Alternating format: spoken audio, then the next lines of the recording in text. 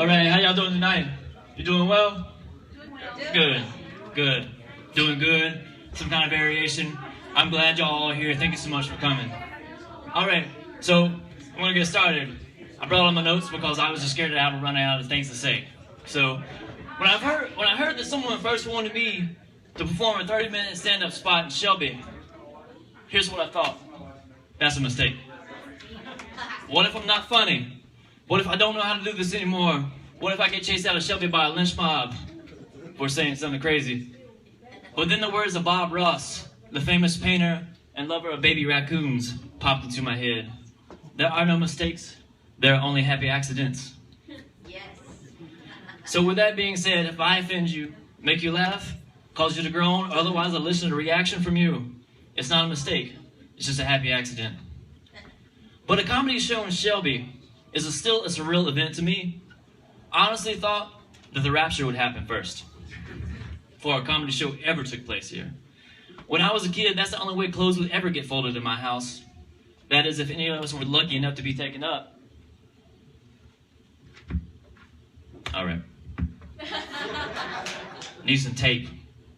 Divine intervention was necessary to help with the housekeeping in my house. But in any case, I must confess, if cleanliness is next to godliness, then any of my immediate family are all friends of the devil. And as Jerry Garcia said, any friend of the devil is a friend of mine, or at least a family member. So all the above, not by choice, it's just a happy accident. I have a hypothesis about the rapture, though. What if the unexpected happened, and the undesirables were taken up, instead of those on the church pews? The homeless, the poor, the oppressed, the imprisoned, the naked, and their friends, instead of those who regularly attended the so-called house of God. I know that if the righteous and the saved were taken up, the atheists and the heathens would be dancing in the street. Hooray! We can sell alcohol before noon. And not listen to religious rhetoric anymore. You'd even have to find a new presidential candidate for the GOP. Heaven would have its own very own Oompa Loompa.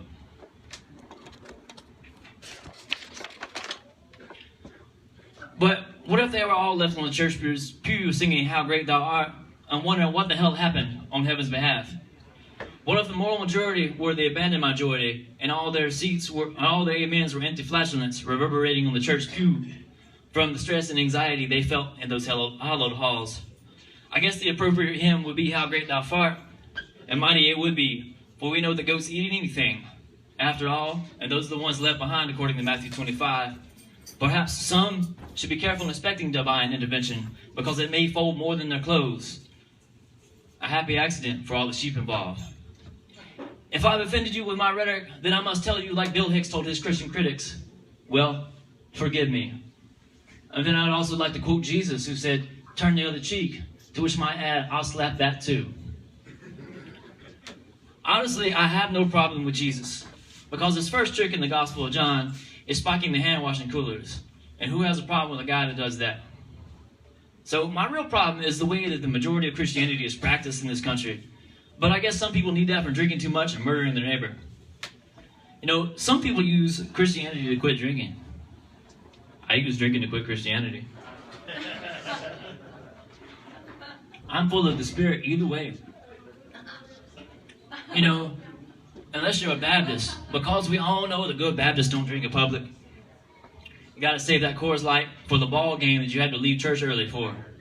You know, I'm not real sure if those people are bigger fans of the Tebow or of the dab, but we all know that if you do the dab too much, you're going to end up Tebowing over the porcelain goddess. Praying, dear God, I will never do this again, while sacrificing to the supporting deity of every American household. I think that most Americans are really henotheistic. That is, they worship money, but they don't exclude the possibility of Jesus.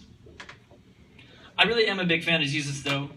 He's a cool dude, but all my seminary friends are always reminding me to thank him for my food. So when I was in California, I did. I went out to the field, I found Jesus and said, thanks for the food. He said, they nodded and handed me another bushel of strawberries. And if y'all are familiar with Carrie Underwood's song, Jesus Take the Wheel, well, I don't think that's a good idea, because first century Palestinian Jews clearly did not know how to drive.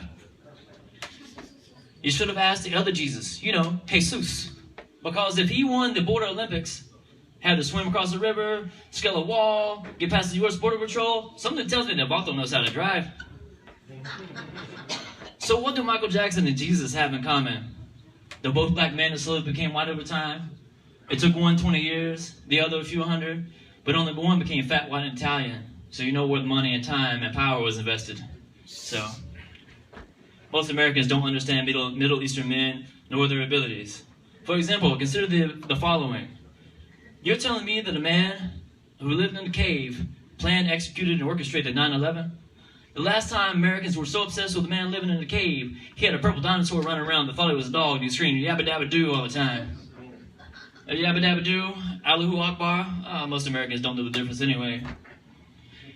So, I'm going to kick that beer over. Can't tell the difference anyway. It's just something fabricated to assess with love or hate in the grand scheme of America. Speaking of America, let us touch on the POTUS and the GOP. If you hate Obama and plan on voting for Trump, then that means two things. Dumbo must have terrified you as a kid, and you were way too influenced by Willy Wonka and the Chocolate Factory around the same age. Because you think the both politicians are spitting images of those figures. Obama doesn't really need Air Force One. That's for Michelle. Because he just tilts his head the right way and the right wind, and off it goes. But it really puts a new meaning to presidential assassinations or assassinations via presidential order by drone. Because if the president turns out himself to be the one dropping the bombs, to be the drone himself dropping the bombs, then in that case, I'm really terrified of Dumbo too. And look at how orange Donald Trump is. He's one step away from breaking out in song and dance. Oompa loompa doobity doo. I'm gonna build another wall for you. We're scared of others, and so are you. So let's treat the Mexican like a 1950s Jew.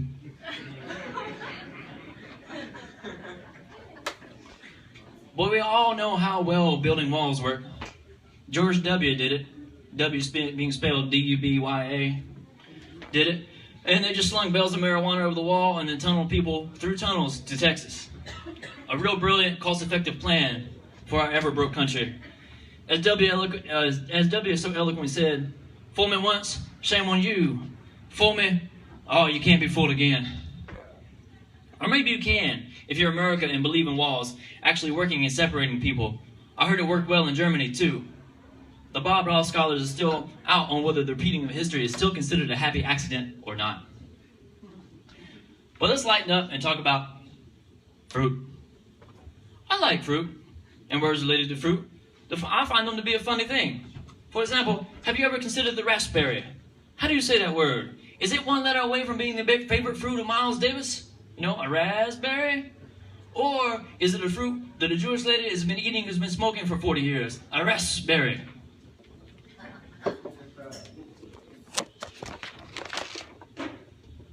Or how about the library? A fruit often associated with telling falsities and confused with the building of books known as the library. Well, I have to tell you that I'm under the influence of IPA, and as a fan of some IPAs, you should know that the International Phonetic Alphabet comes down on the side of Miles Davis and the building of books. But language is confusing. I was eating an orange the other day, and someone said, "Hey man, why is that thing called an orange?" I said, "I don't know, because it's not purple." And as Mama says, life is like an bowl of cherries. You never know how you're going to die. It might include disease, but it will certainly include dis-ease. But you know who else likes fruit? Pandas. There was a shortage of fruit at the National Zoo recently, and a panda riot broke out. According to officials, it was total pandemonium. Like a panda, I too like to eat well. But occasionally I eat fast food. I know that food is essential to life, but every time I eat Jack in the Box, I feel like I'm going to prematurely become Seth in the Box. Fast food overdose.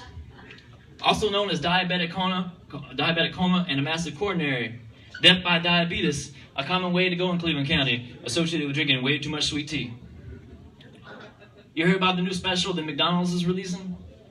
It's a fried pickle with extra breading. They're going to call it the McDildo.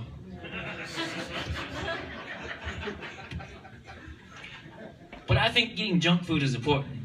The right to eat a bear claw is especially protected by the Constitution because the Second Amendment gives us the right to bear arms, and that clearly includes the claw. Now, I'm not a constitutional lawyer, but perhaps we should ask the bear about this because he's clearly being ripped off. Well, at least his arms are.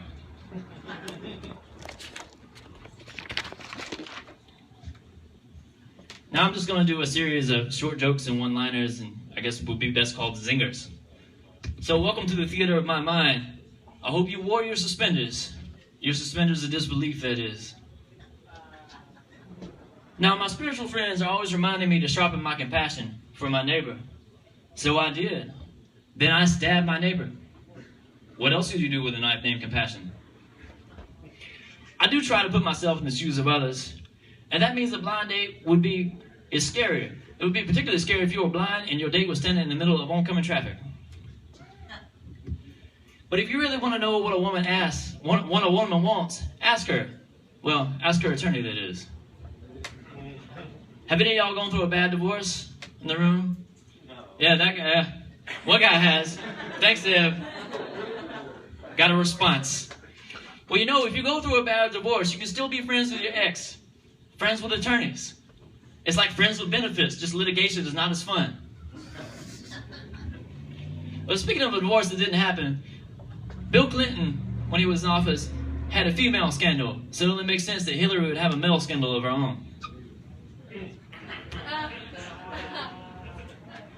I have a friend that's a construction worker, and he's out of his mind. He went to go see a therapist, and she said he had built too many walls. Someone once asked my uncle if he had found Jesus. He replied, "Is he lost again?" He's like, "Actually, he's hiding behind the curtains, hiding from you. Hiding behind the curtains to get away from you." I once saw a woman leave the house in only leggings for pants. I thought to myself, does she not know that if the sun hits those leggings just right, it shows off her full moon? Then the same woman walked in the duplication center. 5 minutes later, twins walked out wearing leggings.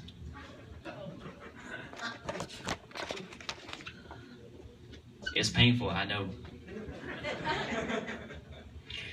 When my friend was a bachelor, he bragged that he had a legendary penis. Now that he's married, it's legendary like the Fountain of Youth or Atlantis. Everyone has heard of it, but no one's ever seen it.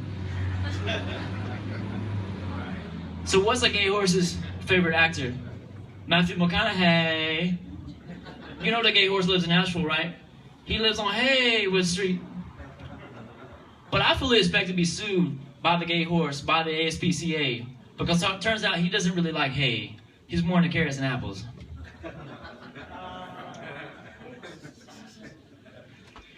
Why did the chicken cross the road? Well, the associates of the chicken would have you let you know that you ask too many fucking questions. You should really mind your own business. The next time the chicken says, you should take the cannolis. Shit, I didn't know the chicken was Italian. And I'm not talking about the dressing.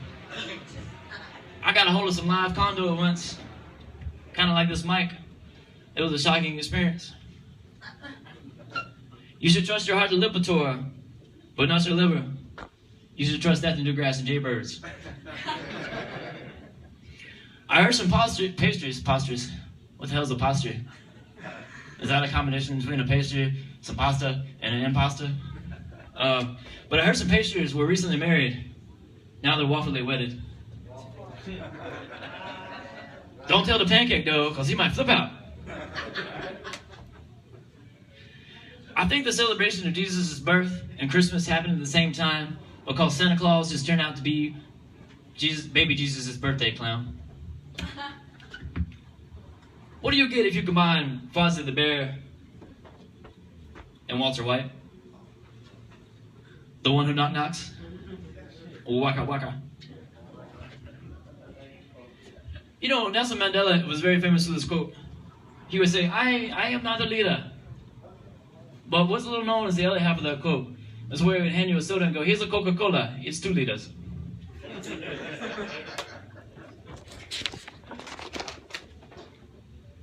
So I was in the shower recently, and I read the shampoo bottle, and it said Derm approved. I thought to myself, who the hell is Durham? And what does he know about shampoo? Is he sure that it's good for my head and shoulders? What about my knees and toes? Doctor approved, I understand. But really, who is Durham? And why is he approving this shampoo? Is he really sure that it's good for my head and shoulders, knees and toes? Knees and toes. Children jokes. I occasionally have them. I might get some things asked backwards, but I'm usually ahead of my behind. When an elephant is pregnant, there truly is an elephant in the womb. All right. So this is the part of my set that gets raunchy. So if you have any children, or if you have childlike tendencies, please ignore the last part of my set or step outside. Either one, I don't really care. So if you're easily offended, basically it's time to get the fuck out. All right. With that being said, let's talk about something that most people have, generally ignore in discussion. Sex. It's an amazing and confusing concept. There's so much of it, so many ways to do it. Everyone approaches it in different ways, and if you're like me, a lot of things remind you of it. For example, I exited a parking lot in San Diego, and I read a sign, and the sign said, "No in and out privileges." I thought, does my ex-girlfriend own this place? Because she had the same policy. And then there's other things to be easily confused about related to sex, like birth control. I kept getting an IED and an IUD mixed up. A child realized that an IED is something that explodes, and an IUD is something you have in case someone explodes inside of you.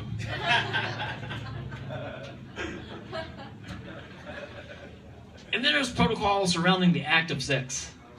I once had a one-night stand with a woman, and then I only talked to her afterwards on Twitter. So you know what she accused me of? Hitting it and twitting. I talked to my friend about that, and that's why he says prefers to tweet it and beat it. My friend is primarily of one orientation, that is autosexual. An autosexual is a lover of oneself. Because if you don't love yourself, who will? And when no one else will, you always can. And related to masturbation, a Buddhist monk once asked me, what is the sound of one hand clapping? Turns out it's the same sound of a man masturbating. Might be a little more wet than that, but I'm not going to spit on this mic. Tyler's like, no, please, brother. I don't know what you have, where you've been. I do for the most part. It's usually good. Yeah, San Diego, that's right. I didn't like San Francisco, though, so don't worry. I wasn't into what they were into up there. That's the tree. What's that? That's the tree. That's the tree? That's the tree. San Francisco? The tree. The tree? San Francisco. Oh. You talking about smoking the tree, sir? Oh, okay. The tree. They do have good tree up there. Now that we're on the subject of sexual orientation, there are many out there, including sapiosexual, asexual, homosexual, heterosexual, pansexual, and so on. It can get really confusing unless you have someone to explain it to you. I once had a woman who classified herself as a sapiosexual, which is loosely translated as someone attracted to your mind or knowledge or wisdom. And it was a great relationship until she broke up with me, and I was really devastated. Until I realized I was better off because she was constantly trying to mind fuck me. Now, if that's what a sapiosexual is, what is a pansexual? Quite literally, a pansexual is someone who's attracted to all kinds of peoples and objects, regardless of their wear or their form.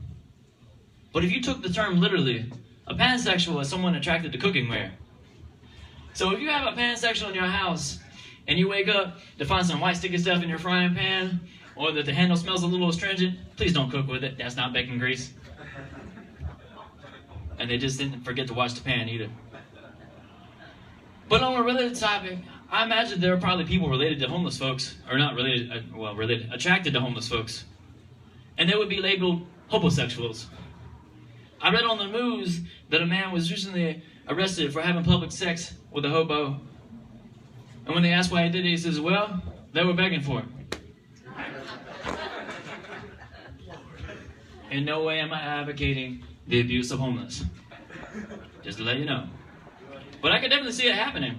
There's plenty of runs around and ask for money out here. Be like, hey buddy, you got $1 for some food? Well, you gonna earn that dollar today.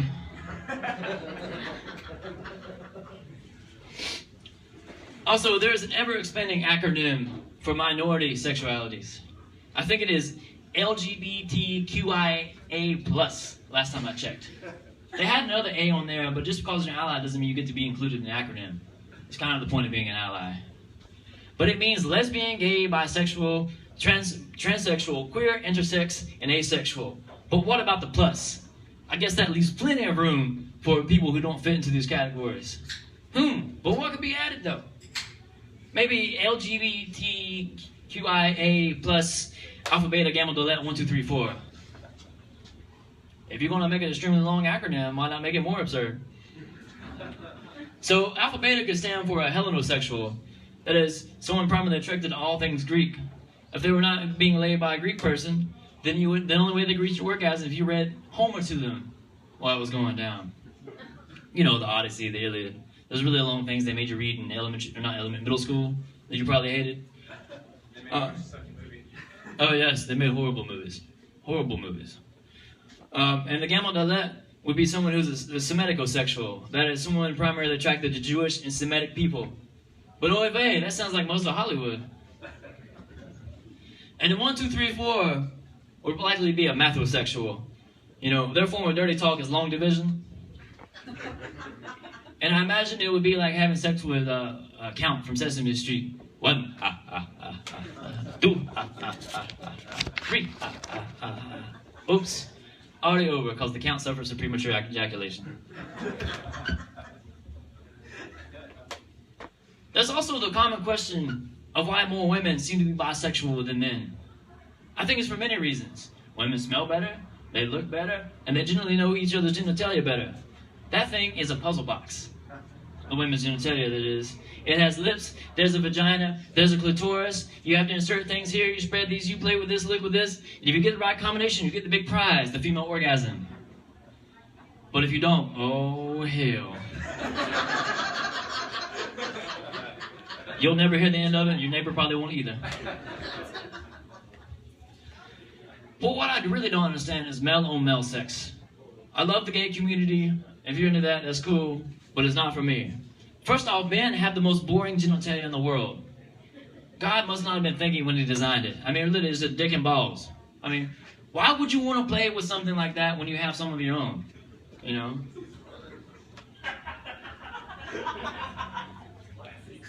Also, men lack certain features that women have.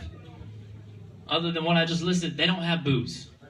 Everyone loves boobs. You call it Freudian, evolutionary, whatever, you know. I mean, even gay men love boobs, you know. Everyone loves boobs. I don't know what it is about them, you know, but they're there, and they're great. So, finally with men, there's the issue of facial hair. I can imagine when someone being blown by a guy and be like, bruh, get your beard off my balls. I don't need to be scrubbed by a Brillo pad today. I don't know about you, but I try to keep anything remotely like a Brillo pad away from my genitals.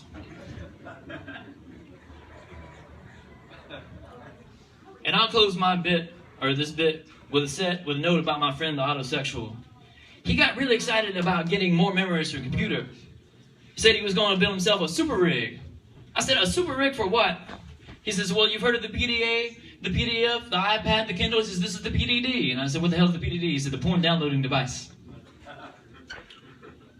Now, that's dedication to one's orientation. And as you might have guessed, that's the same friend who likes to tweet it and beat it. And overall, it doesn't really matter if any of these orientations are chosen or not, as long as no one gets hurt. Because there are no mistakes. There are only happy accidents. So do y'all listen to the Wu-Tang Clan? Yes. I know the answer to this. I know most of y'all. I don't even know why I asked. It's like a rhetorical question. I get up and I look in the mirror every day and go, who's that? Oh shit, that's me. But yeah, the Wu-Tang Clan, let's get back. So y'all know the famous saying of the Wu-Tang Clan. And you also know that they only dropped one copy of their last album, which was bought up by that medical criminal dude. But still, when they dropped that one copy, I thought to myself, it's not much to fuck with.